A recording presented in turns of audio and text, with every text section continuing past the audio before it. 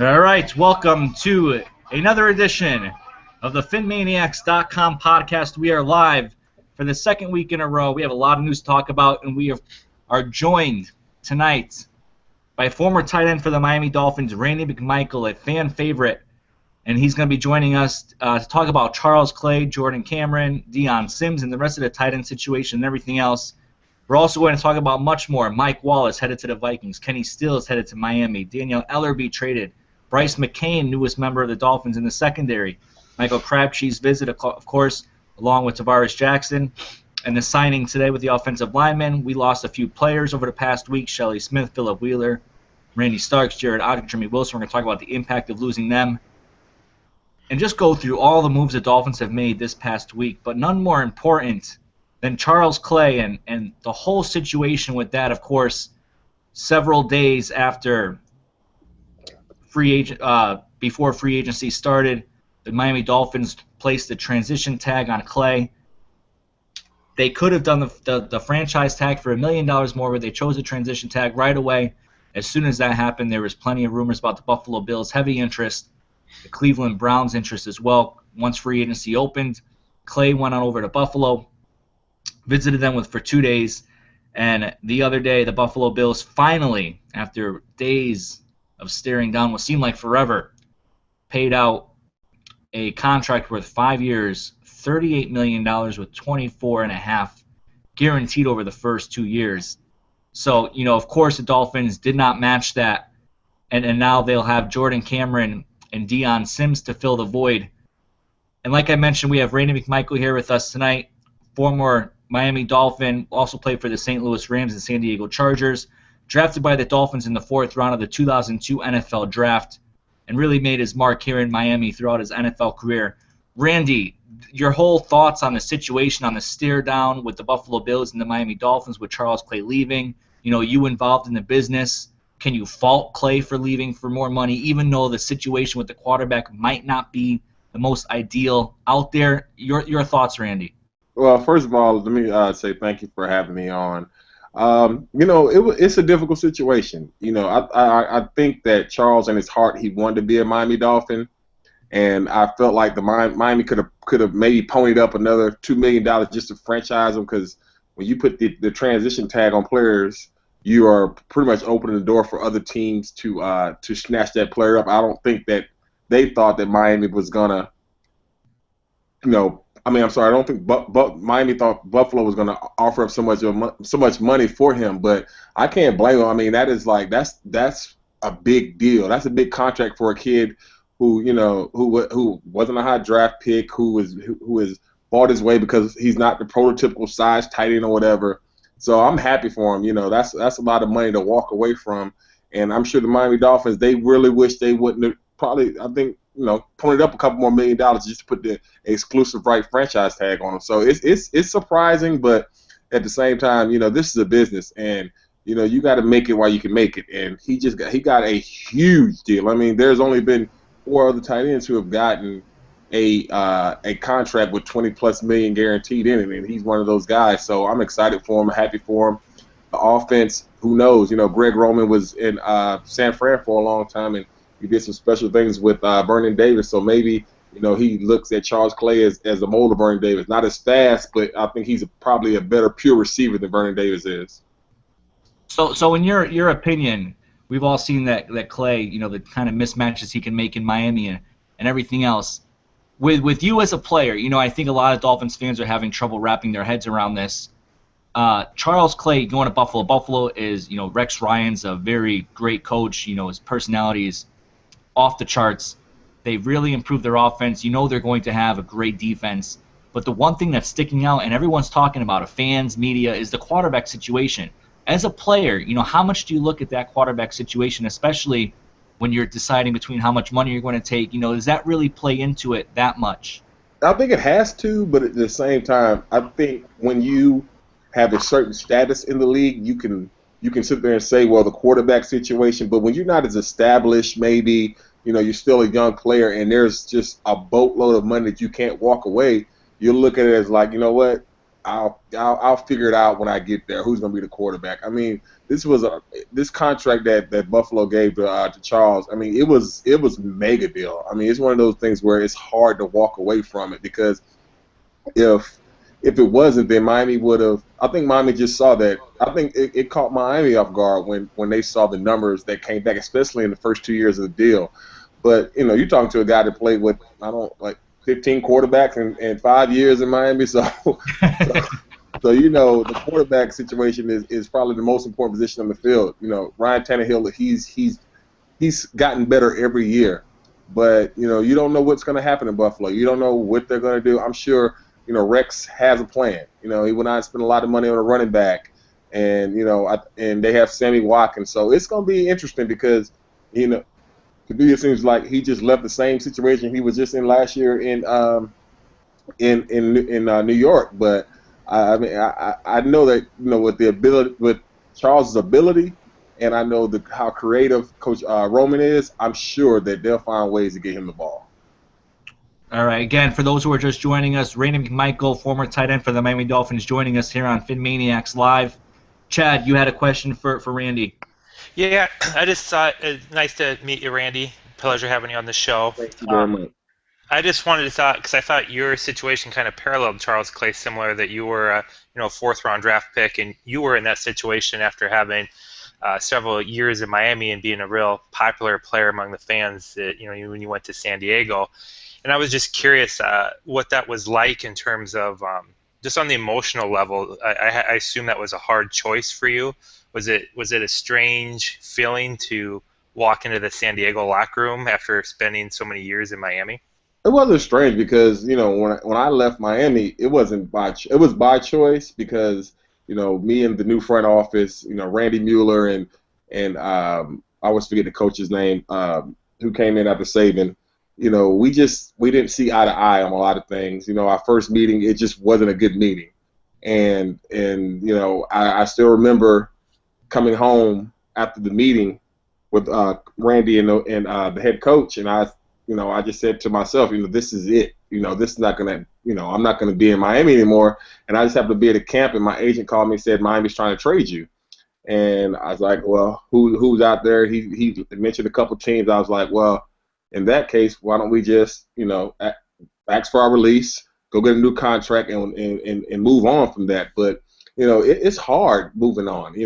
I'm kind of partial because Charles was he was on the heels of some of my records. So I was like, oh, God, please just don't throw him the ball. I want you guys to win, but just don't throw it to Charles because he's like 12 catches away from my records and everything. But, it's always going to be hard. And I'm sure going from Miami to Buffalo is going to be a straight cultural shock. But from everything people have told me about Charles, he's such a humble, just a good down-home kid, and I don't think he'll have any problem adjusting, from the different lifestyles from living in Miami and living in Buffalo, especially, the tax-wise, the New York taxes and the Florida taxes. But, it's different when you have to start over when you don't know anybody. You've played against these guys, but you don't really know them. You form a brotherhood with the team.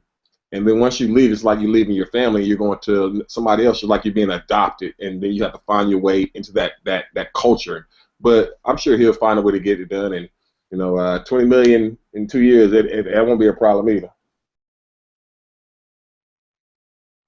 Hey Randy, I have a question for you. Jumping to Jordan Cameron, how do you feel about his history with concussions and how that might affect the future with the Dolphins? Well, I think he is a phenomenal tight end. I really do. Him and Charles, they're two completely different players. I think Charles is more versatile, especially in the run game. Jordan is he's very savvy, fast, big guy with great leaping ability. The one thing about, especially with how the league is nowadays with the whole concussion thing, it's such a big thing now. And, when you have guys who have had multiple concussions, you always worry about them. And, you can sit there and say that, and I'm sure he's even said it.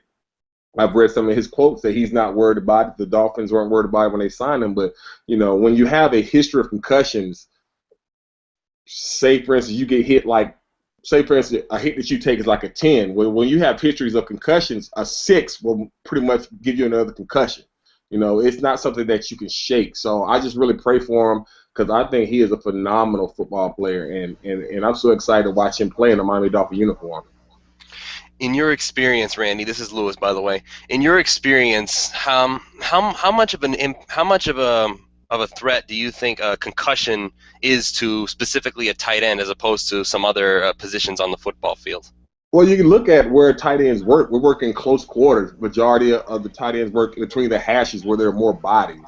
You know, and it's you know, a lot of times your catch is a catch and a hit, and so you know you have to worry about those things. But if you go out there playing and worried about it, you're not going to be the best you could be. I mean, because one thing I always tell people is, you know, even though my hands hurt, you know, arthritic hands and ankles and things right now, I wouldn't change it I wouldn't trade it for anything in the world. I knew the risk of playing this game. That's why I signed to play the game, and I'm sure Jordan feels the same way. But I see great things going for him this year because, I mean, like I said, he brings a different dimension than Charles.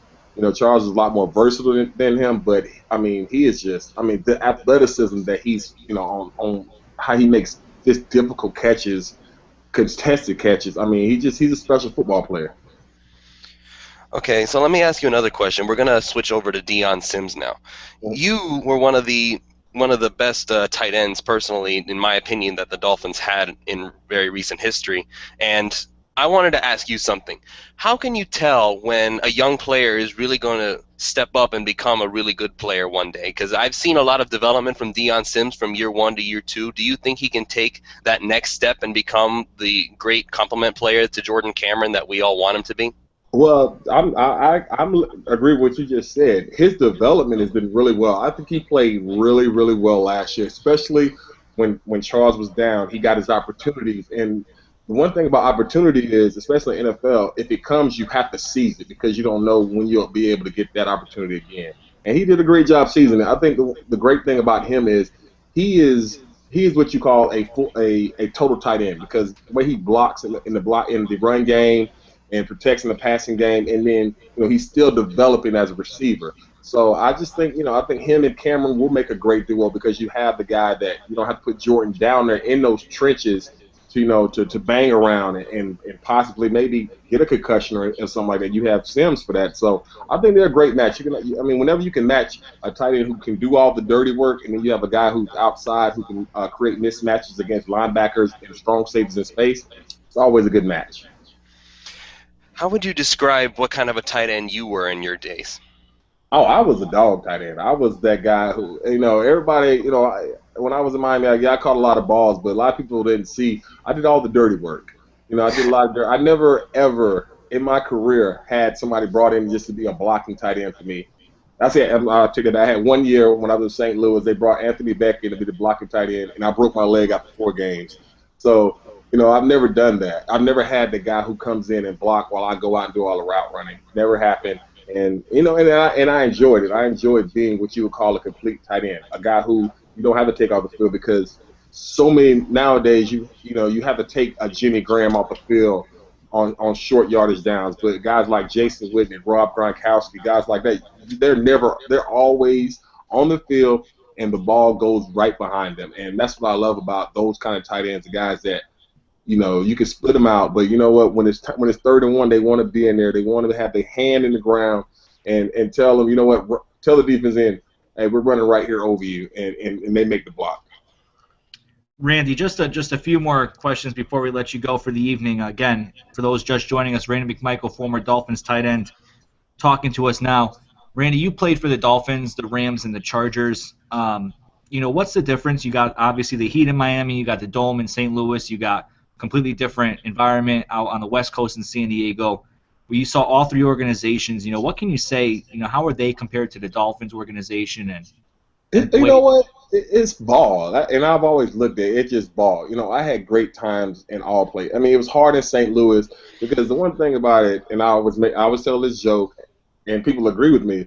I wasn't on a lot of winning teams in Miami, but when we lost, we're still in Miami. You're still going to be at a beautiful climate and all those things. Well, when I went to St. Louis and you lose it, and it's in St. Louis, with the bitter cold, and you're angry, and you're mad, and it's different, and it's a baseball town also. And then being in California, I mean, that was just a culture shock because I've never, other than playing, I've never actually been to California. So being out there for 3 years, I mean, I didn't want to leave. I mean, it was just remarkable. But I always say, the one thing that was different, when I was in Miami, I was a young guy, so we had a lot of older veterans. By the time I got to San Diego, I was one of the older guys, but the locker room there, it was so warming. Like as soon as I got off the plane, by the time I got to the facility, Phillip Rivers and Antonio Gates and Nick Hartwood, they were sitting in the lobby waiting for me to get there to open me with welcome arms, So I just think, I've been through a maturation process from young. I don't want to say old, I'll say seasoned. That it's changed, but it's ball is ball. Every locker room is not the same. I tell everybody I play with Richie Incognito in St. Louis. I love Richie. Richie was one of my guys, but I know how Richie was. That's why when the whole thing came out with the Dolphin bullying scam, before any names came out, I already knew who was involved in it. I already knew Richie had something to do with it. But like I said, I just met so many interesting people over 11 years. It's just something that you just can't say which one was better. They were all good because I was still living a dream. Right. Thank you. What's your stance on the Wallace trade?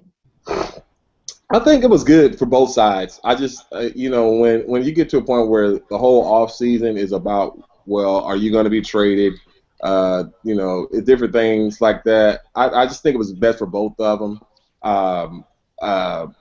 Mike got to keep his money, which is good for him. And the Dolphins, they got a good young player, Kenny Stills. They're not too far apart. I think Kenny's a better overall pure receiver than Mike was, but I think Mike's gonna, if Mike, he can return to, who he was, because I know Norv likes speed now. Norv likes the deep ball, so he's gonna get his opportunities, probably more opportunities than he did in Miami to show what he can do. But I think it's just good for both parts. Sometimes especially when you have a new guy coming in, like Tannenbaum, I don't care if he doesn't have the GM label, he's running things around there. Everybody knows. So, he didn't give Mike Wallace all that money, so he's like, why do I have to, put up with it? So I think it was a good deal for both sides. I don't know Mike Wallace personally, so I don't know if he's happy, but I'm sure, once he gets in Norv's offense, Norv's going to use him. I promise you that. Norv's going to have him running up and down the field like he did in Pittsburgh.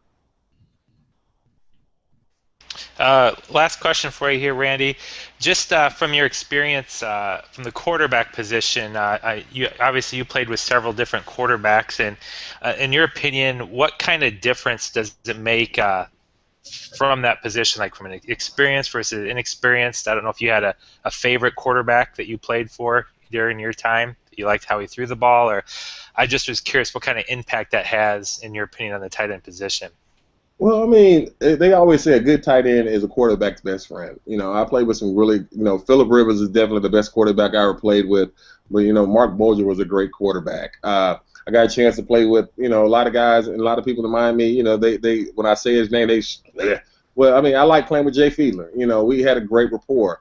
But, the quarterback is, whether you want to believe it or not, is the most important position in sports. It's probably one of the most hardest positions to play, and it's probably, and when you talk about years, you have so many young quarterbacks coming in and playing well, but then you have a lot of young quarterbacks who, they just can't handle the part of being a quarterback. It's hard being a quarterback because you are expected to be the face of the franchise. Miami, I think Ryan Tannehill, I think he's going to be a good player. I think he has shown improvement.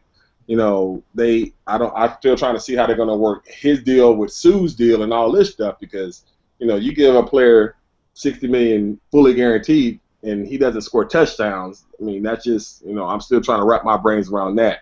But I think Ryan's going to be fine. I think as long as he keeps developing, it's bad because he's gotten better every year. So if you see him take a step back, that's usually a bad sign for a young quarterback.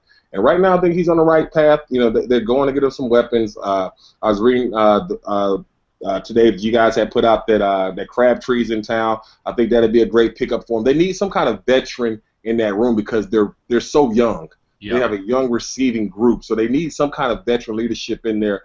And I think Crabtree, if you don't look at this year, because the 49ers, their whole team was a mess this year. But if you look at 2013 and how he produced, he can be productive. I mean, he can, and I would like to say to maybe get an older veteran like a Reggie Wayne or a Greg Jennings, somebody like that. That probably can get you 30 catches, but more than that, he'll be a role model and somebody that the young guys can look up to. So we'll see. All right. Again, Randy McMichael, former Dolphins tight end. Randy, thank you for joining us tonight. We greatly appreciate it. You're more than welcome to stay around, hang out, jump in with you, or if you got other stuff to do, you're more than welcome to go ahead and do that. Thanks again for joining us. Greatly appreciated. Hey, guys, it's my pleasure. Anytime you need me, I'm only a tweet away, man. I appreciate you guys for having me, and you guys take care. And, I'll check in and see what y'all talking about later on, man. Y'all take care. All right, man. Have a great night. Thank you, Mike. Thank you, Randy. No problem. All right. So that's Randy McMichael. Again, thank you. We thank Randy for joining us. Great insight, on the whole situation with Charles Clay. The thing I was really interested in, guys, was, what everyone was talking about. Going to a team that has a loaded defense, a loaded offense, but no quarterback. What goes through a player's mind? And Randy kind of, walked us through that. You worry about the quarterback after you get there. It seems like, a big part of the NFL is getting your money when you can, and certainly Charles Clay got his money when he could. Yeah, there's no doubt about that. He got the deal of a century here. I mean, he's going to be making more guaranteed money than even Rob Gronkowski and I believe Jimmy Graham as well. I mean, I really wanted him here for no doubt, but I cannot blame him at all for taking that money. That's something that's a crazy, crazy deal what the Buffalo Bills offered him. I mean, I like Clay, but that's paying him like he's like one of the best tight ends in the NFL. And as much as I like him, he's not. We've discussed that many times, that he's not the best. And I wouldn't have paid him like the best anyway. The Dolphins didn't match it, and I can totally understand that, even though I don't like it. But, I mean, this is the one problem I have with the whole Charles Clay leaving incident, is that this was a point that I was trying to make earlier on Twitter, and everybody seemed to be missing exactly what it was I was trying to say. Being upset had nothing to do with the fact that Clay was going to leave or anything like that. The issue that I had was how suddenly we look at the money, and suddenly we're looking at Clay as like, oh, well, he wasn't that special anyway. We had not one but two nicknames for this man. He was Big Play Clay, the Clay Maker, and we loved him to death. And suddenly he was going to get paid, and people are trying to say, he wasn't all that. He's not a number one. He's not even worth. Okay, I understand he's not worth the money that he's being paid, but the way people are sounding is like you're saying he was never important to begin with, and I had a serious issue with that. He was important to our football team, and people are acting like he's an injury-prone veteran who can't be counted on when you really need him. He played through his injury. Somebody who's not tough enough to handle something like that stays on the bench and waits for his knee to heal and whatever, instead of trying to go out there and help his team. And I had a problem with pretty much it's like bipolarity of the Dolphins fan base. It's like you're telling me that suddenly we went from the Clay Maker to he's expendable, we didn't need him to begin with? I don't think so. You don't get away with that.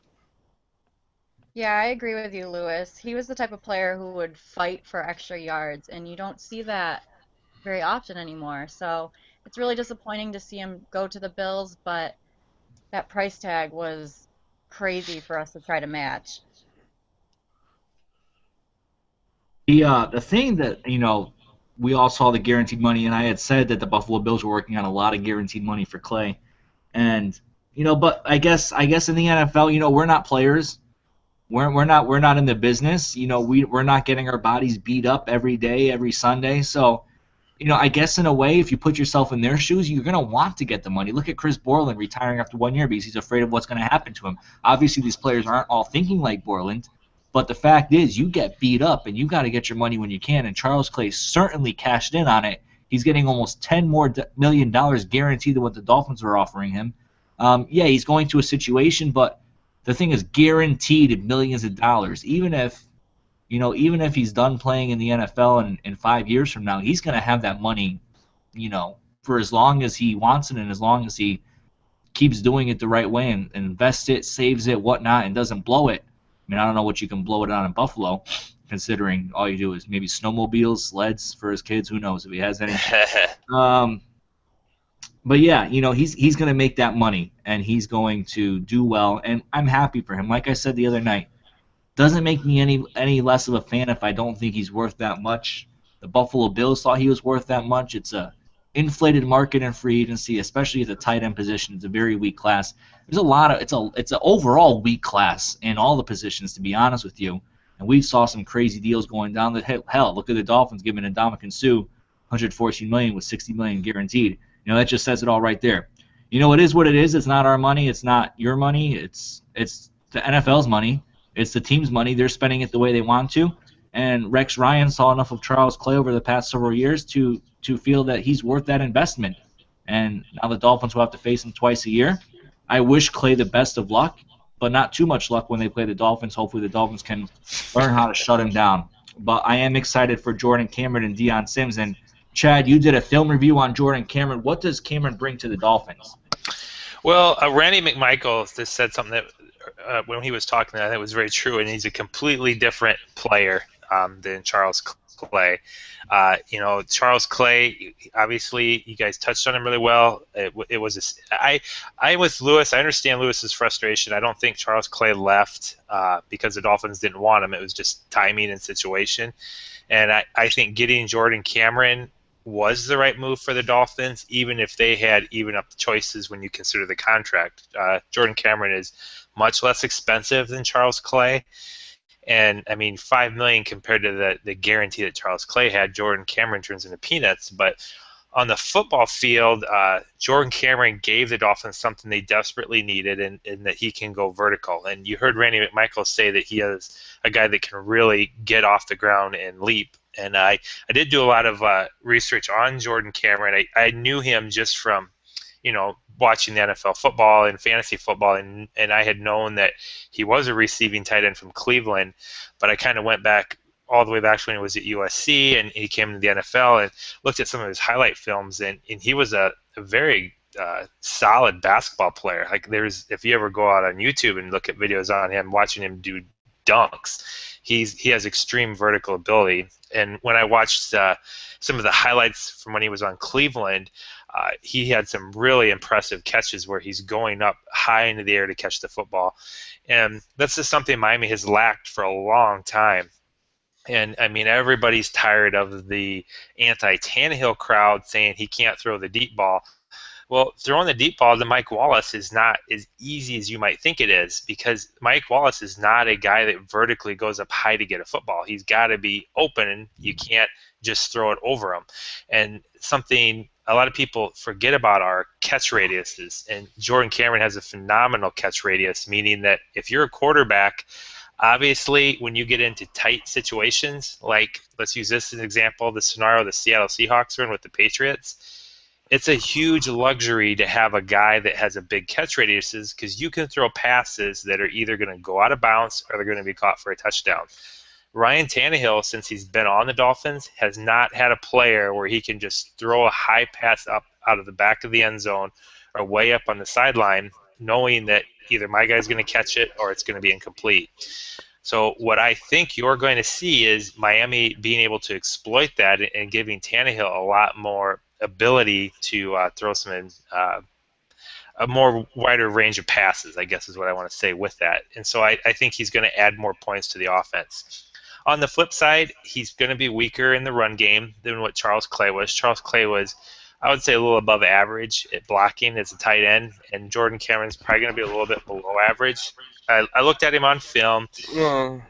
He struggled against bigger players, and you got to realize that Jordan Cameron is more of a cross between a big wide receiver and a tight end.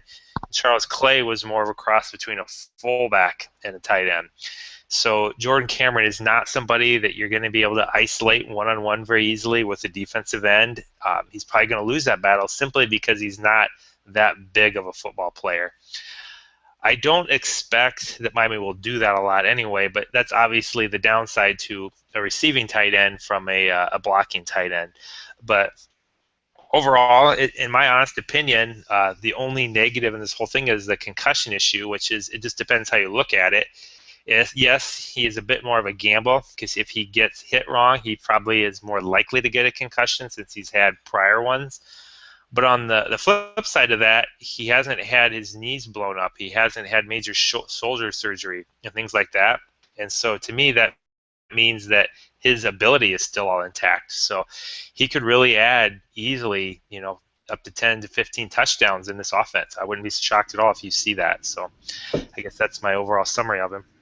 Yeah, like Randy McMichael was saying, he brings a completely different dynamic to the Miami Dolphins offense. He's that vertical guy who's going to stretch the field, who's going to run down the field, he's going to make the tough catches over the middle, he's going to jump up over the guys, make the corner catches in the end zone, make the tough catches in the middle of the end zone. He's really, really going to be huge in the red zone for the Dolphins. And, like you said, it's not his knees, it's not his ankle, it's not his hamstring, not his ACL, not his arm, not his hands, not his fingers, not his teeth. It's his head.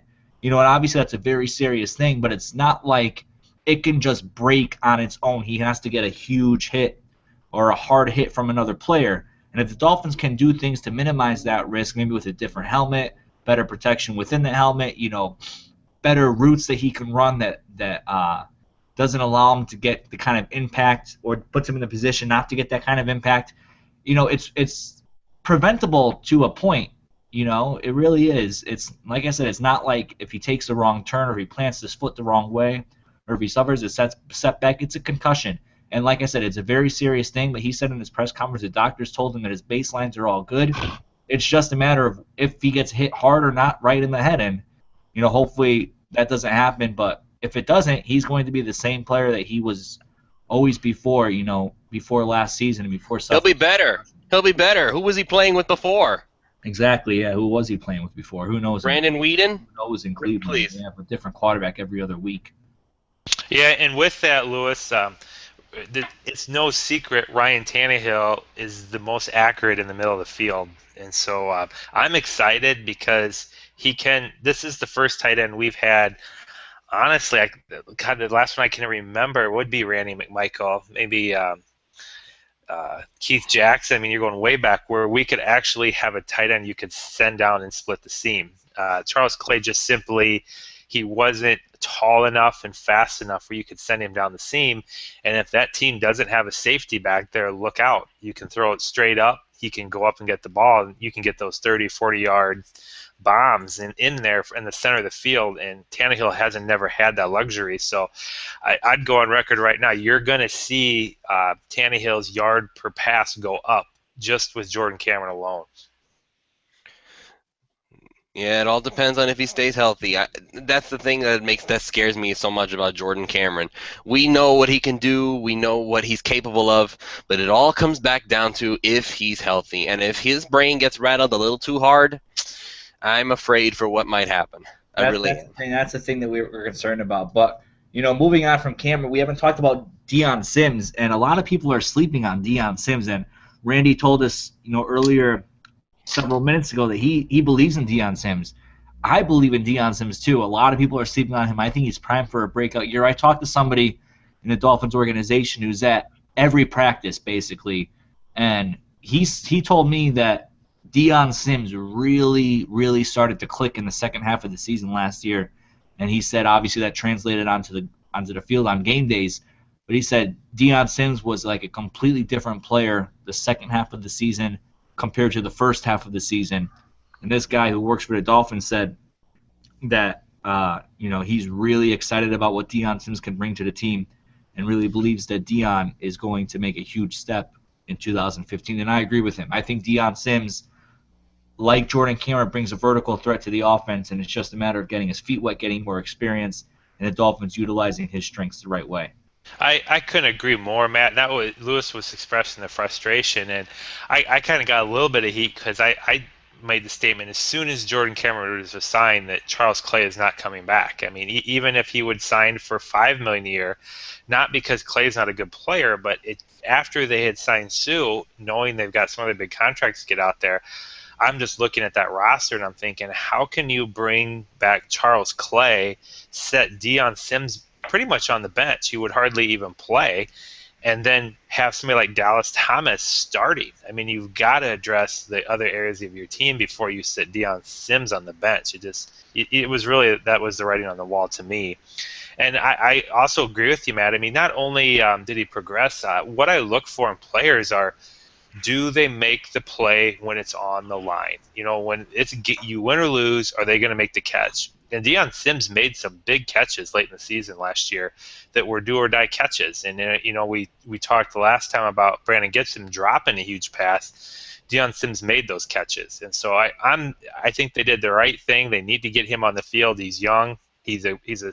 Has the ability to be a good all-around tight end, both blocking and catching, and so I think he'll be a perfect complement for Jordan Cameron. Dion Sims, of course, entering, a critical time in his career. Really, it's his time to shine and take the next step. Yeah, my issue has never been that I don't think Dion Sims can do it. I have plenty of faith in Dion Sims, but I guess it really is down to this fantasy that I had of a Rob Gronkowski and Aaron Hernandez like matchup, and I'm well aware that neither Cameron nor Clay were on the caliber of those two, but it's like it was so close I could taste it, and I honestly did think that they were gonna bring back Clay. It's not like they didn't give him anything. They were going to offer him 4 years, $27 million. It's like it's not exactly a slouch offer, but it's nothing compared to what he got from Buffalo. And I can't blame them for not going that high, but it's just that I wanted it so badly. Can Dion Sims do it? Maybe. Maybe he can. If he continues to make bounds forward, then sure, why not? I don't have a problem with it. The only issue I had with Clay, I already expressed my distaste for what happened, is that you can't love the guy and then turn around and decide he's not worth it, like he was never important. I understand he's not worth the money, but the way people were talking was that Clay was never significant to begin with. That was the only issue I had. I think Dion Sims is going to do just fine, and I expect him to do great things. It's really just a matter of I didn't appreciate the sudden turnaround of he's not worth it. Oh, I agree, Lewis. But one thing I'll say in passing on that tight end is don't forget about Arthur Lynch either. If Clay comes back, then you're almost in a situation where you got to consider cutting. I don't know how many tight ends the Dolphins will keep on their active roster, but he's a really unknown quantity right now. And if he has a good training camp and he kind of falls into that third tight end role, everything boils down to situations. As soon as we sign Jordan Cameron, it's just teams can't afford to put that much money into the tight end position. That's just what happened. New England did. And look what happened. Yeah, but that you also okay. Well, that has nothing to do with money, Matt. No, I know. But keeping in mind with that, Lewis, is Miami would have had to completely change their offensive philosophy because the two tight end set is not something they typically run. I mean, it's the minority. They didn't. But Laser loves it. Yeah, I agree, but I don't think Philbin does, and I would be surprised if Miami goes away from their standard 3 wide receiver offense that's probably on the field 70-80% of the time. We'll see. But yeah, like we all said, it's a critical time for the tight ends, critical time for Dion Sims. I think he'll step up. I think he'll do the job, and we'll have to see how it plays out. But I'm very confident. I think the Dolphins made the right move passing on Charles Clay. We all think the Dolphins made the right move. That's just way too much money for Clay, and we'll have to see how it plays out. Jordan Cameron, if he stays healthy, no concussions, he's going to be an absolute force in this offense and could make his way back up to being one of the top tight ends in the NFL. Moving on from the tight end situation, moving to the outside on the wide receiver position, Mike Wallace traded to the Minnesota Vikings for a 5th-round pick. We also sent them our 7th, correct? Dolphins also gave a 7th-round pick. Kathy, you talked to Randy McMichael about the Mike Wallace trade. McMichael said that it was great for both sides.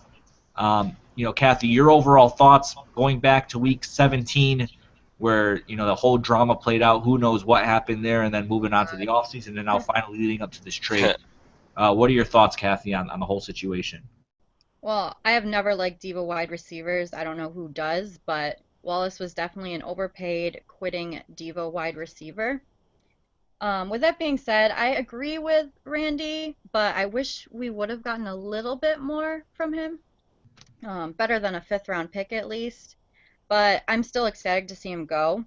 I've never been a fan of body catchers either. I think that was part of the problem with him and Tannehill, like Chad mentioned earlier, is that if it didn't hit him right in the numbers, it was almost unlikely that he was going to catch it. Was he an asset to our team? Absolutely. But was he worth the elite salary that he was getting paid? He didn't prove it. Not at all. My concern was replacing him, but this offseason, I've been really impressed with what our front office has done. And I think Kenny Stills has been a fantastic, underrated addition to our team. I know we'll talk about that a little bit later. But also, it's funny to me that it was a similar trade as the Brandon Marshall trade. I've said from day one that Wallace and Marshall were just both toxic players for our team. They both have behavioral issues on and off the field, and it's an embarrassment to our franchise. I remember going to Bills Dolphins games in Buffalo, and they were more interested in like fighting with fans in the crowd than paying attention to what was going on the field. It was embarrassing, and Wallace quitting at the last game of the season. I'm so glad that we got rid of those divas on our team and moving on with Kenny Stills, who seems like he's level-headed and very appreciative of his role in the NFL.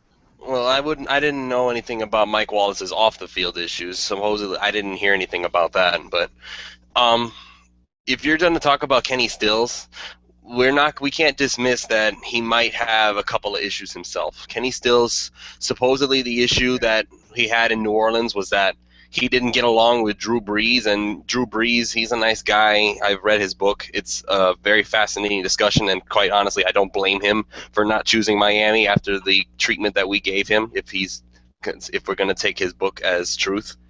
I don't know if the only thing I had with Wallace, this is my thing. This is why before I wanted to keep Wallace. Wallace opens up the defense and makes it easier for everybody else. That was the only defense I had for keeping Mike Wallace. And quite honestly, trading for Kenny Stills made Wallace expendable in my eyes. Some people we know, that even some that work on our site, he considers Mike Wallace to be an elite wide receiver. And every time I hear that, I'm just shaking my head wondering, how can you say that he is an elite wide receiver? Do you see who the elite wide receivers are in the NFL? Mike Wallace is not Calvin Johnson. Mike Wallace is not Dez Bryant. Mike Wallace is not A.J. Green. Mike Wallace, I don't know if he's even Julio Jones. There's a lot of wide receivers, and I can name that are far above and beyond who Mike Wallace is. So exactly what is it about Wallace that you are saying is elite? His speed? That doesn't make him an elite wide receiver. That just means he has an elite skill. I mean, I'm not going to deny that there are very few people in the NFL who can keep up with Mike Wallace in a foot race, but it takes a lot more than just speed to be an elite wide receiver. It also takes route running. It also takes hands. It takes catch radius. It takes the ability to be physical with your defensive backs and fight for the football. And all of those things were skills that, while he was developing them earlier this last season, they were still things that he was lacking in. So there's just no reason to keep Mike Wallace around now that we had Kenny Stills, who is not quite as fast, but he's still sub 4.4 speed. He's 4.38 in the 40. That's pretty good. He can fight for the ball easier. He has better hands. He has better pretty much everything than Wallace except for speed. He's also a heck of a lot cheaper, and so that's going to help us going forward. As far as I'm concerned, Mike Wallace was not going to fit in this offense. He wasn't going to. He doesn't fit into what Tannehill does best. I'm not going to sit here and say that Ryan Tannehill can throw the deep ball very well. All I ever said was that it's overstated. He needs help to make it happen. So, but the same thing happened in Pittsburgh. Ben Roethlisberger for a little while in his last season with Wallace, they didn't connect all that often either. So are we going to accuse Ben Roethlisberger of not being able to throw the deep ball? That's ridiculous. That's absolutely ridiculous because he's Ben Roethlisberger. You don't say stuff like that. So Maybe he'll do better, like Randy said, in Minnesota with Norv Turner, who loves to throw the vertical, and Teddy Bridgewater seems to have somewhat of a handle on the deep ball. Maybe they will connect. But until I see it, I'm going to have a hard time believing it because I don't know if Teddy Bridgewater has the touch to be perfect every time he needs to throw it up there. My opinion on Mike Wallace is I think it was good that if the trade got done. I think there was a fraction in the locker room, and Mike Wallace was on the other side, and I think Mike Wallace was a big driving force behind that with Brandon Gibson and people that were kind of pushing Tannehill, and I think it was a selfish nature that Mike Wallace wanted more stats, and he wanted Tannehill to throw the ball his way more than he wanted the team to be winning, and he kind of showed that from the first game on. So I think it was a trade that had to happen. I'm happy they got some value. I know it doesn't seem like a lot to get a fifth and kick back a seventh, but it does give Tannenbaum some options on draft day to make a trade. So I think it was the right move. What I don't think I see a lot of negative Mike Wallace stuff. I think he was honestly one of the hardest working players on the team, and I hope that Jarvis Landry took note of that, and the guys that come in continue that trend of spending a lot of time working. I just don't think he was a team oriented player. I think that was the problem Mike Wallace had. Is I think it's hard to not see, looking at his mannerisms, that he wasn't all about himself first, and it's hard to do that in a team sport. So I think I'll leave it at that. I think it was the right thing to do. I think he was a disappointment, but different from Brandon Marshall is we never gave up any draft picks to get Mike Wallace. It was just money, and so we don't give up some draft picks and then ship them off for much lesser draft picks. So all in all, I think it's a new chapter and better for both the team and the player. Chad. If I'm going to just play devil's advocate for just 1 second, I will definitely agree with you that he was one of the hardest working players on the field. He was always every day after training camp, he would be on the jugs machine doing his work. But I just wish that he had spent more of that work less on the jug machine and more actually catching passes from Tannehill. That's the only thing that I would criticize about his work ethic. It was a move the Dolphins had to make. I think everybody was in complete agreement with that. Whether or not Wallace could have helped his team in 2015, we don't know what went on behind the scenes. We only heard reports. I've heard stories from people inside the organization. I've said my piece on Twitter. Everyone said their piece on Twitter, and I think the best way to now move forward is Mike Wallace is on the Minnesota Vikings. Best of luck to him. Enjoy Minnesota, enjoy the cold weather, enjoy playing outside in the freezing weather. But hopefully both sides can move on. Hopefully both sides can become better because of it.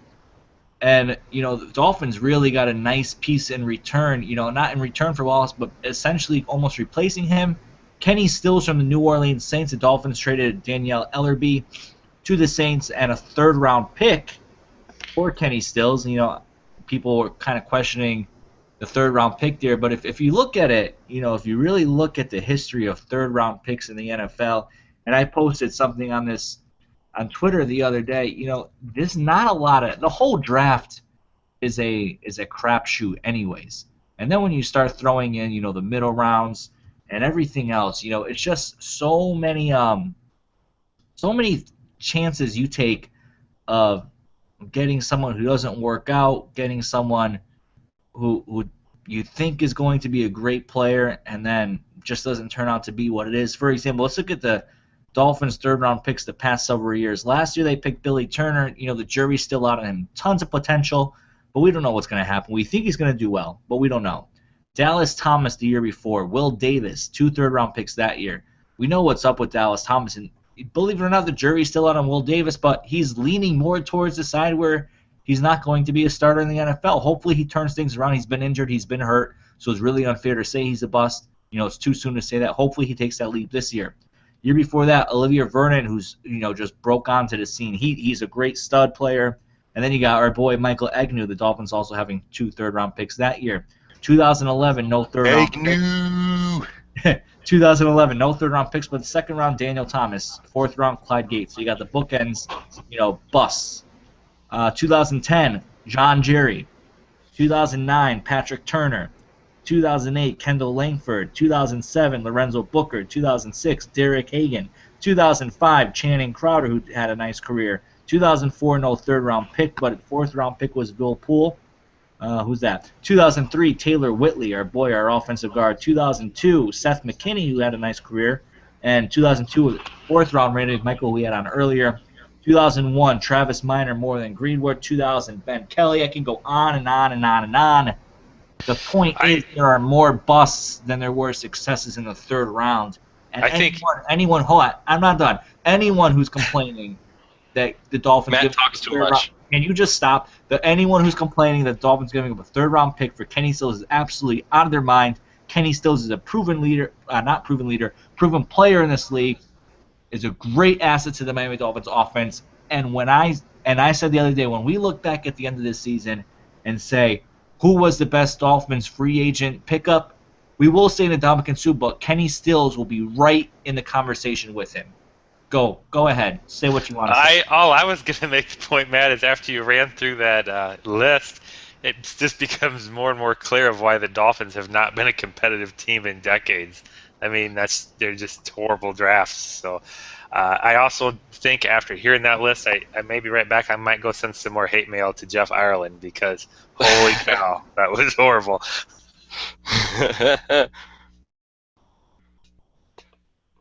Anyways, yeah, I wasn't making the point that the Dolphins don't know how to draft, but I guess you're right. They really don't know how to draft.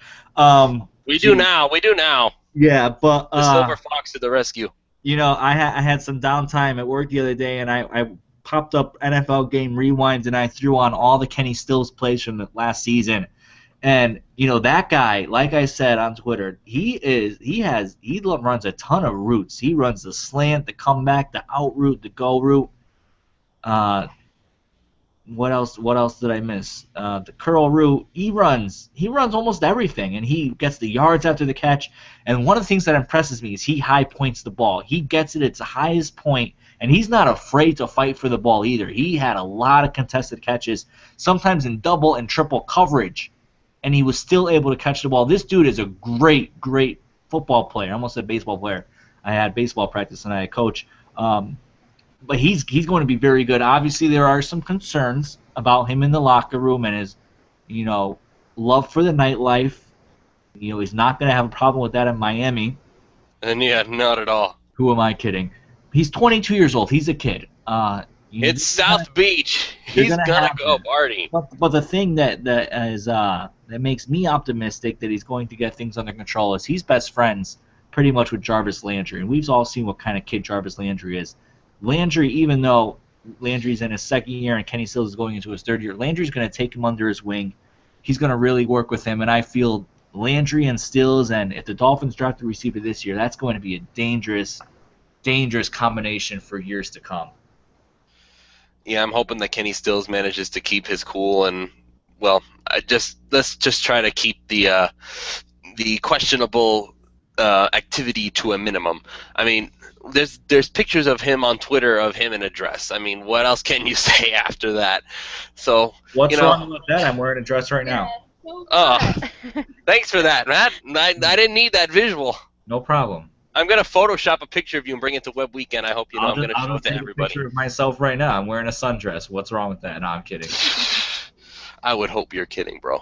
Okay, so I'm sure that Kenny Stills will be able to keep his cool with a little help from Jarvis Landry and his buddy Damian Williams. They were roommates in college, so there's definitely influences in the locker room that he can keep, that he can stay with, and make sure that he stays on the straight and narrow, at least to a reasonable extent. He can go and have fun. I'm not going to deny the kid the ability to go and have fun. Just don't have fun in such a way that you're going to wind up getting yourself into trouble later. That's all. So you're gonna tell Kenny Stills that I missed it. That he can't have fun, or he could have fun.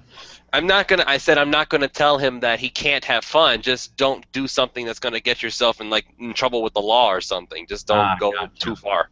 Gotcha. Just to give you guys a recap, Stills in 2 seasons with the Saints missed only 1 game, caught 95 passes for 1,572 yards and 8 touchdowns. In 2014, which was last season, 63 catches, 931 yards, 3 touchdowns. Everyone's making a huge deal about this huge touchdown differential. Wallace with 10, Stills with 3. You got to remember, guys, completely different offenses, okay? The Dolphins target certain people in the red zone. The Saints target certain people in the end zone. The Saints target Jimmy Graham and Mark Ingram. And they're Well, they did. All right, you cannot compare Stills 3 touchdowns with Wallace 10 touchdowns. It's like comparing apples and peanut butter. Or, well, I guess you could eat peanut butter with apples. So it's like comparing, I don't know, bananas and broccoli eating, or pasta and tuna fish. Matt, are you hungry? No, I just ate a little while ago. I had chicken wings. But you cannot compare the two. It makes no sense. Stop saying who's going to replace Mike Wallace's touchdowns. There was no red zone targeted for the Dolphins offense. They threw it to whoever was open. Wallace seemed to be open. The Dolphins didn't have a Jimmy Graham. The Dolphins didn't have a Mark Ingram. The Dolphins didn't have a Pierce. Slow down. In the red zone. So that's what it is. I'm sick and tired of people talking about the touchdown differential. The Dolphins will be just fine without Wallace. And that's going to be that. And I love Stills.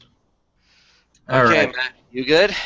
I'm good. Feel better? Yeah, I second that. All right, let's move on. All right, moving on to the defensive side of the ball. Brice McCain, cornerback, played for the Pittsburgh Steelers last season, signed a contract with the Miami Dolphins. Chad, what have you seen from McCain? Have you done any film review on him? What have you done research? What can he bring to the secondary? I have done a little review of him. He's obviously what I would call a prototypical Coyle cornerback. He's small and he's fast. He's well suited to play zone defense. I watched some of him playing man defense before he was on Pittsburgh, and he got tore up by the Chargers, I want to say it was, Eddie Royal and Phillip Rivers. Now, granted, he was a younger player then, but he didn't look good in man-to-man coverage at all. And so hopefully that's improved, as he's been in the league a little bit longer. But he looks to me like he's almost certainly going to be playing in the coverage in the slot. I can't see them putting him out on the edges. For one, he's so little that I don't know that he would be effective at stopping the run on the outside. And that's something that Jamar Taylor excels at, is coming up on the run. So pretty sure he'll be seeing him play in the slot. That's the most. His huge asset is he's extremely fast. He's a very fast cornerback, so you should be able to put him in space and let him react to the football. I think he'll be good at that, and that's probably what they'll do with him. I don't think he is a replacement for Cortland Finnegan. Obviously, he's much faster than Cortland Finnegan, but Cortland Finnegan was a guy that could play inside or outside, and so I don't see McCain being able to do that. So I'm hopeful that Coyle can work with him a little bit and get him better in his man coverage. But I feel like, again, he's a scheme fit for the slot, and that's where he'll be at. He's not a number 2 cornerback. That would be my opinion. Yeah, he's not in here to replace Finnegan, and he's not in here to. Well, he might compete with Jamar Taylor. I don't know how effective he'll be, but he's probably be given every opportunity to keep up with Jamar Taylor, since we know how much Kevin Coyle loves Jamar Taylor and those guys. So, he's here as a replacement for Jimmy Wilson, and I am completely and utterly fine with that. I mean, I loved Jimmy Wilson because he fought with fire, and he saw this, and I saw this effort in him that he was always giving. He didn't always succeed, as we saw with his extreme ineptitude in tackling last season. But I always appreciated his effort that he brought to every football game. But Brice McCain, while he's actually built to play in the slot, and he's better at it than Jimmy Wilson could be. So I'm perfectly fine with. Are you talking about the passion and of him trying to slap the ball out of people's hands, or slap the ball kid if he runs by him for a touchdown, or are you talking about the passion that he brings running out of the tunnel, or what? No, I'm talking about his effort on the football field. You never got the sense that he wasn't trying. He didn't succeed, but he was trying. He always tried. He gave it his all in Miami. He's with the San Diego Chargers. We wish him the best of luck. Brice McCain, coming from the Pittsburgh Steelers again, drafted out of the 6th round out of Utah in the 2009 NFL Draft. Last season started 9 games, 25 tackles, 3 interceptions, 6 passes defended.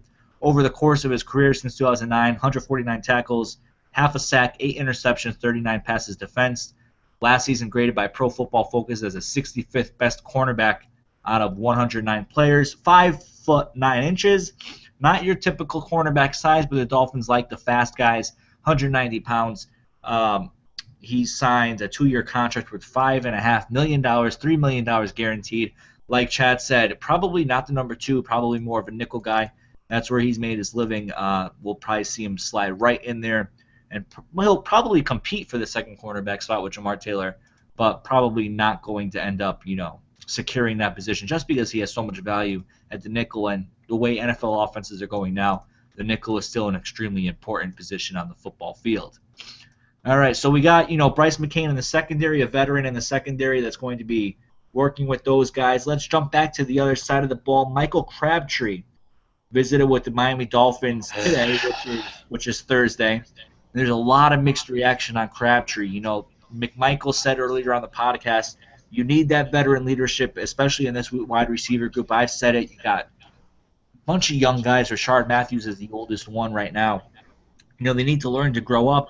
They need to learn from how to do it from somebody. Is Crabtree the best guy, though? Lewis, you've done a bunch of research on him. You've talked to people about him. What are you gathering about Crabtree? Crabtree is, well, to put it simply, he's another diva, guys. I mean, there were articles coming out earlier that Crabtree was unhappy with his role in San Francisco last season, and that severely turned me off, because that just sounds like more, oh, wait a minute, he's not happy with the offense. He wants the ball more. He wants to be more involved. I mean, I get it. In 2012, he was considered one of the NFL's best wide receivers. Okay, that's fine. Terrific. Wonderful for him. But in 2013, he did whatever to his Achilles. He pretty much lost all his speed. He lost most of his ability to create separation. A lot of film from 2014 has him dropping a lot of passes, from what I've heard from a lot of people who's watching it. And it really astounds me that there are so many mixed reactions about Crabtree, when it seems to me that almost all of the evidence shows that Crabtree is no longer even close to the same player that he was in 2012 when he was making a case to be one of the best in the NFL. He's not anywhere near that, and he's not a veteran presence as far as being a leader goes. When you're talking about a veteran presence, you're not just talking about a guy who's been in the league more than 4 years. You're talking about a guy that players are supposed to be able to look up to for advice, for an example, for help, just to get them on the field and make them better players. That's why I always talked about Finnegan, because he could offer that. I always talked about Delmas because he could offer that. Michael Crabtree, unless his ego takes a serious lowering, I can't see him being that veteran presence that people want. I don't know what it is they want from a veteran, but Crabtree is not going to offer that. Crabtree is at best, a number 2 wide receiver, and that's still not going to be enough. I wouldn't mind signing him if it was like for a very small prove-it deal, but if I was going to bring a diva onto the team, I would have much rather just kept Mike Wallace and moved on from there, because at least he can offer more to the offense just by being a $9 million decoy. Yeah, I agree with you, Lewis. I'm not sure why everyone is so high on him. I don't think just because he's been in the league for a few years makes him a good role model for everyone. His ego is just not something that I like. I don't know. I'm not a fan. If he comes for cheap, maybe, but yeah. Yeah, Crabtree is not going to be somebody that I'm going to be jumping up for joy if we bring him in. I'd probably be indifferent about it, suppose. Maybe he can pull a Brent Grimes and come back from his injury, but I can't see it happening for Crabtree, and certainly not with his excess baggage. Lewis, I heard you had a Crabtree jersey and had him in fantasy last year. Is that true? I do not have a Crabtree jersey. I have never needed one. I don't. And I don't even remember who was on my fantasy team. All I know is that I had somehow miraculously made it into the playoffs, and then I wound up losing because Julio Jones decided not to play. That's right, Lewis. You only have Patriots jerseys. Dear God in heaven. Chad, your thoughts on Crabtree? I don't know what to think right now. I was following everything today on Twitter because honestly, that's your best source for the fastest news. And it surprised me that John Clayton reported that they were close, and they actually even had terms of the deal thrown out there. And it's just, for me, John Clayton typically isn't somebody that's pretty quick to throw information out there or kind of throws out things he thinks going to happen. There had to be some kind of legitimate talks going on.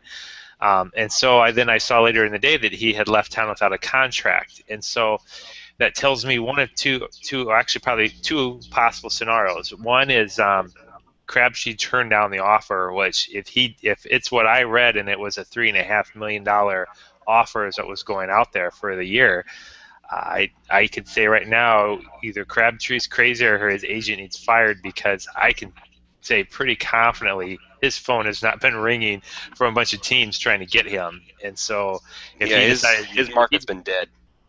But I mean, looking at his history, Crabtree does hold one record with the San Francisco 49ers. He was the longest rookie holdout ever for that team. So it wouldn't surprise me if he felt that he should be getting more. And if he left town and walked away from that, that may have been, granted, he probably already has a bunch of money in his pocket from San Francisco, but that was probably the best offer he was going to see if that's what happened. The other possible offer is maybe Miami had an offer ready. Miami, ever since the Silver Fox Denatiki has showed up, they pretty much don't bring anybody into their facility unless they're pretty close to being ready to sign them. They don't just bring a bunch of random people through on visits like Jeff Ireland used to do. And so I kind of wonder if maybe they had their offer ready, and when they interviewed him, when they talked to him, that he was unimpressive to them for some reason, and that's the reason that the offer didn't go through. So we're not going to know the real reason, but my just in general thought was how the day played out. It was interesting that it looked like they were going to sign him, and then he left without a contract. On the field, keeping it in perspective, they're looking at him as a third or fourth wide receiver.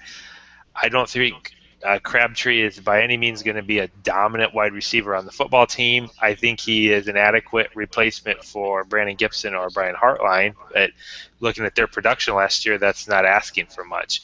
What I do think, on my last point on this, is it gives you a little insight to maybe what's being thought about in this draft, because if Miami is going to be willing to put $3 million or $4 million into a wide receiver free agent right now, that tells me they are potentially looking at maybe receiver in the second round of the draft instead of going after one of those top wide receivers, because it doesn't make sense to me to put that money into a veteran wideout and have him be your fourth or fifth wide receiver. And if you're going to draft a Cooper or a Parker or a White, one of those names, in that round, you are bringing them in to start day one. You're not bringing them in to develop. And so that made me kind of wonder if maybe they're looking at Jalen Strong, Gerald Green Beckham, if that's kind of where they're looking, maybe into the second round, where it makes more sense to bring in a veteran receiver and work those guys in when they're ready. That's just what I want to take away. It was kind of interesting to me in the draft aspect.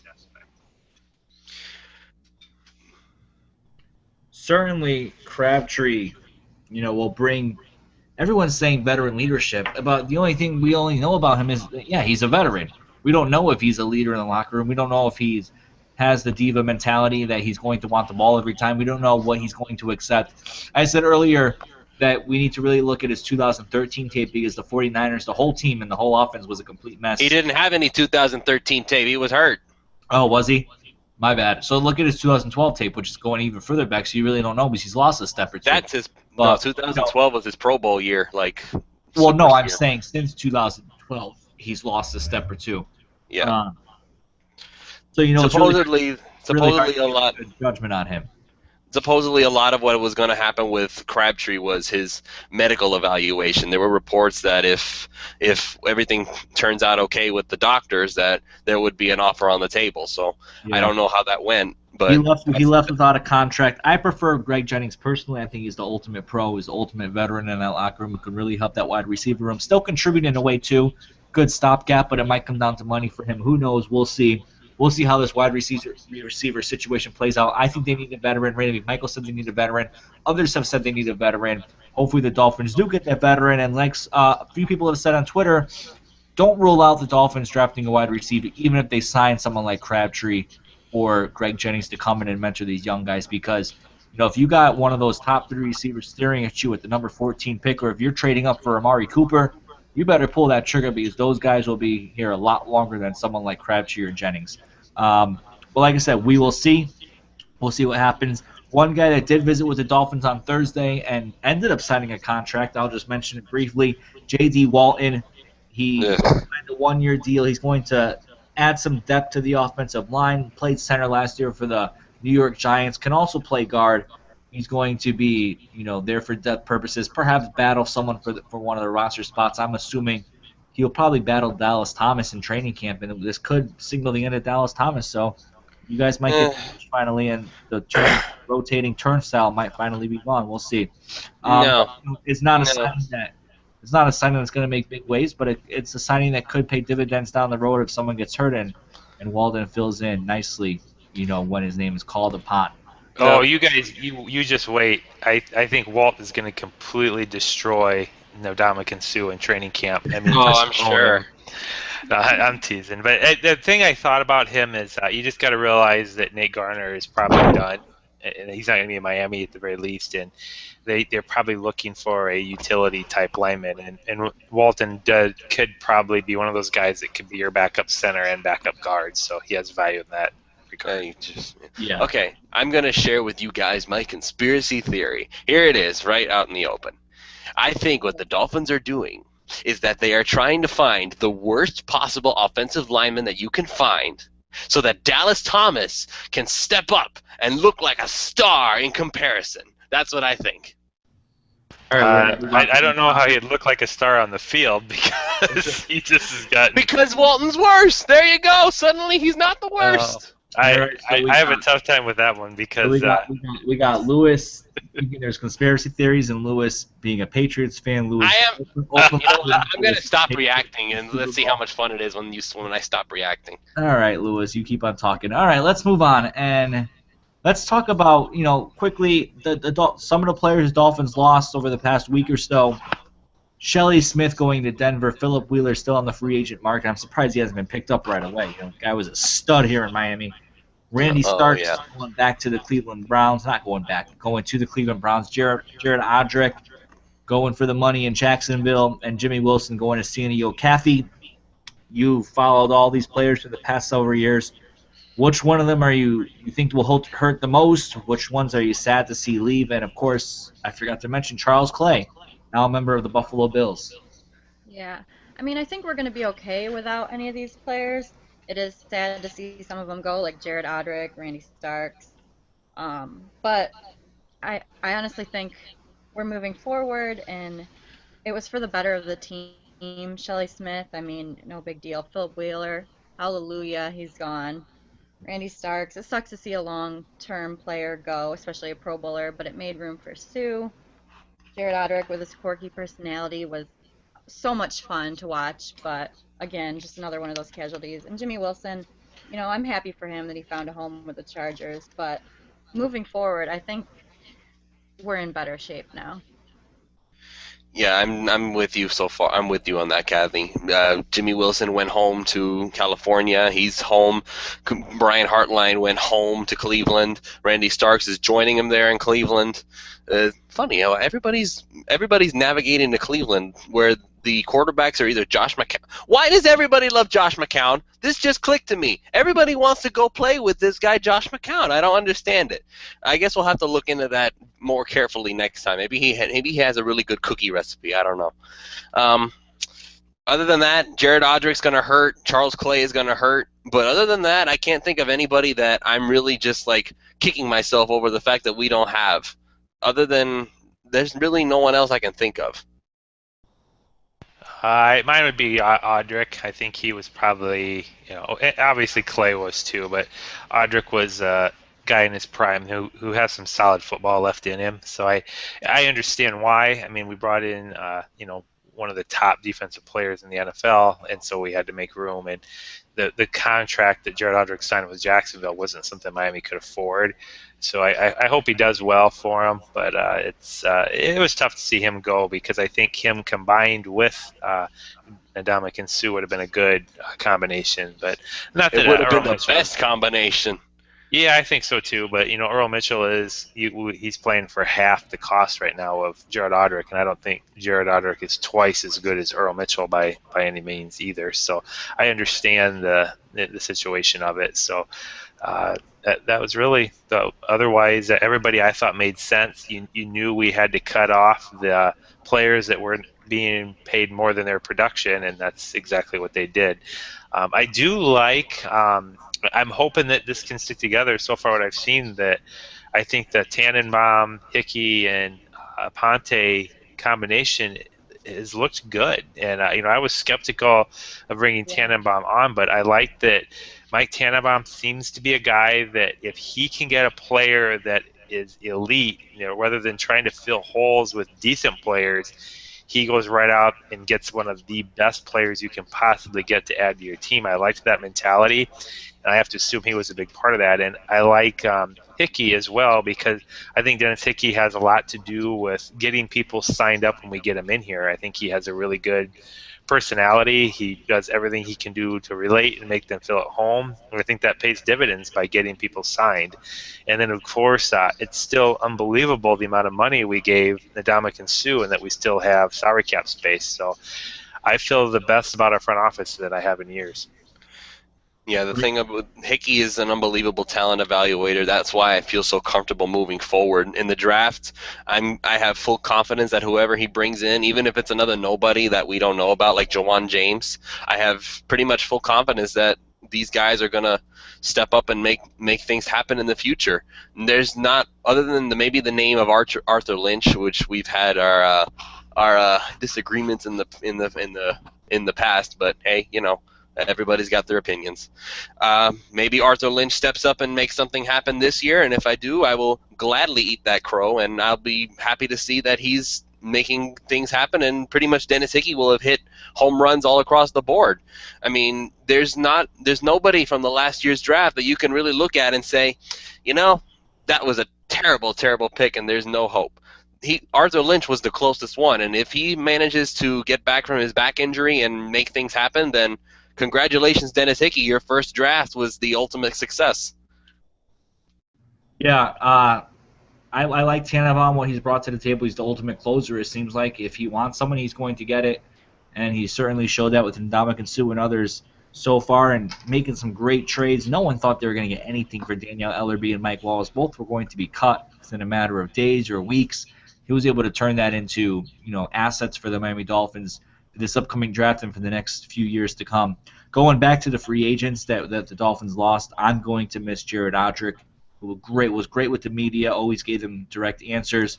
Even said to the media when he won the Good Guy Award this past season that he tells young guys, you need to be friends with the media, not like best friends where you go out and hang out at Tootsie's or whatever that the offensive linemen hung out at. But, the media can spin things in so many different directions, and if you're combatant with them, if you're against them, if you're rebellious with them, you're obviously going to have a target on your back, and the media can do whatever they want with you. So it's best to be nice to them, give them what they want, give them what they need. Obviously not everything, but really be supportive in their pursuit of doing their job. But for me, like I said, Jared Odrick and of course Charles Clay, but the money just wasn't there for the Dolphins to pay either of them. Good people, good players here in Miami, but it's time to move on to the next group of players that are coming in. All right, that was a jam-packed podcast we had tonight. We thank Randy McMichael, former Dolphins tight end, for joining us at the top of the show. Great insight all around on the tight end situation, Mike Wallace, the business of the NFL, the different dynamics in different organizations, what a player thinks, what goes through his mind. We talked about Jordan Cameron, what he could bring to the Dolphins, Dion Sims, the fallout of the Mike Wallace trade to the Vikings, what Kenny Stills is going to bring to the Miami Dolphins moving forward, what Brice McCain will bring, the Crabtree effect. Will he be the Miami Dolphin? And if he is, what kind of effect will that have in a locker room? If we know the kind of effect that it will have. And, of course, we just talked about the impact of free agents just leaving and whatnot. We thank you all for joining us this week. This was our second live podcast. We ironed out quite a few kinks from last week, our first live one. And, all around this was a great show, one of the best we've had in several weeks, possibly several months. We hope you enjoyed it. We will see you next week. Who knows what the Dolphins are up to now? Hopefully they'll sign a few more players in the upcoming week, add some depth, add a veteran wide receiver, whoever it may be. Perhaps figure out their backup quarterback situation. And guess what, guys? We're just about a month away from the NFL draft. It's coming up quick. We're going to have a lot to talk about in the next several weeks. We'll be back next week. Again, thank you for joining us on the PhinManiacs podcast. Be sure to visit PhinManiacs.com on a daily basis for all your latest news and information. And we'll see you next time. Have a great one.